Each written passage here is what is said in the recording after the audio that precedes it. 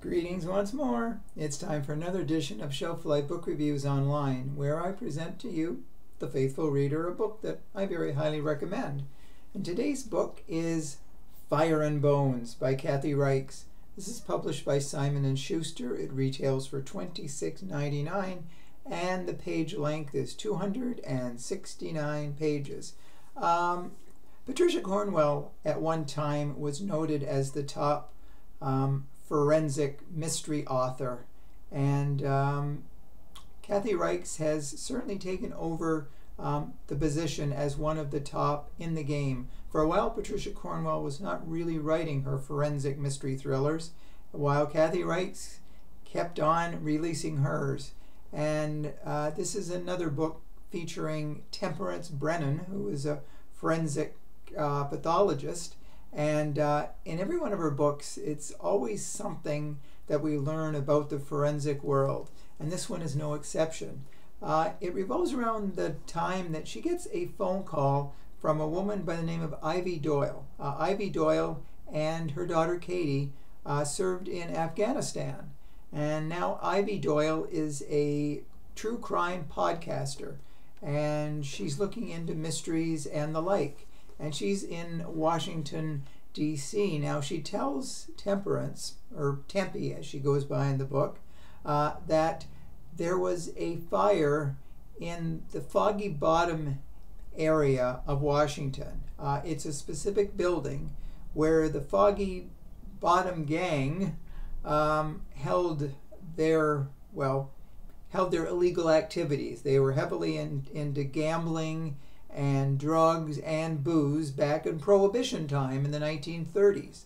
And now the building has been burned almost to the ground. So Tempe is hired to go there and to look into the issue of the bodies. So 4 bodies are found. And then there's a police officer who falls through a little hole into a sort of sub-basement, sub-cellar. And there's a 5th body down there, a woman. But as Tempe investigates, she knows that she was not a victim of the fire, that she died long before the fire was set. So this is a mystery unto itself. Who is the mystery woman, and why is she in the basement? Now, there's a lot of other interesting things going around in the book. There are people who are still associated with the Foggy Bottom gang, and in fact there's another fire for someone who is part of the family of the Foggy Mountain gang members. So Tempe has to stay in Washington because, well, she doesn't have to, but she wants to stay because she wants a resolution to the crime.